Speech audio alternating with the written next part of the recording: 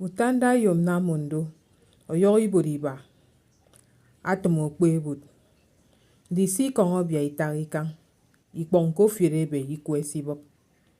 Obion de mesikon, eke di utubebio, ke usukusua paisanda emedide akpatre ke di daga. Abagade nye yobio fen eke dedi. Ke edere, obun kogi ete, edbemmo. Ikpo belengiba. Ket pusiarutan, eken kusobutan, ediana eno yenyang, akasoko. Ene ni duwendien, kowondi kobote, men didunke akasoko, eke yana ta kamba pokore, ye mendung diana mo. Ukure yana wong, ete akane ogo, ede mebiero kube. Ibuo woro eke adiagunan.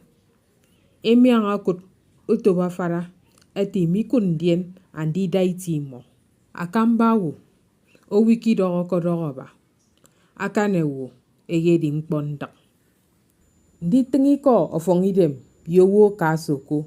O wara kamba isungi, uyere monga siye, edi usene de mobong denye. Ufore siye, edi enyon eto. Kibibio, enye edi mponjo. Yo emi asangade ya kambandak kisome mo efen. Nta wak den didi nomme owi baimi ke mi fyokke mpo ibanga eken. Mendung diana akasoko. Eke yena ta di wang sion mbok. Ubang su. Edi ata kamba ubak. Eke di akpaniko. Ebanga mbono kasoko. Ket kotu mbokemi edi ntem. Ata utop kerekpo musufe. Eti usen ket. Nti mo isangade utop. Imo isobusong. Idang ki koro kono yita. Ye uweme yita. Ko free ni eme. Nkukurese imo idiade edi mfang. Ka namusen inang. Nti imo isugitunde iyomusong. Imo idi waroke inwankit. Eke di imemme mpo.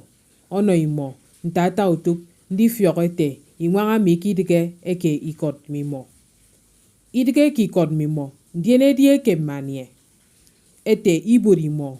Me oboboro mbeme mi boroke. Imo ikobuyo. Okodi imo ikaba. Ekpo musufe. Edieke aka na muyomi. Afo mu fioke ebirotode. Okode nyengfo. Ikaba. Ku forest rikoremi. Afo mu diongoke. Ndien afo wongode edememi. Ukwewo.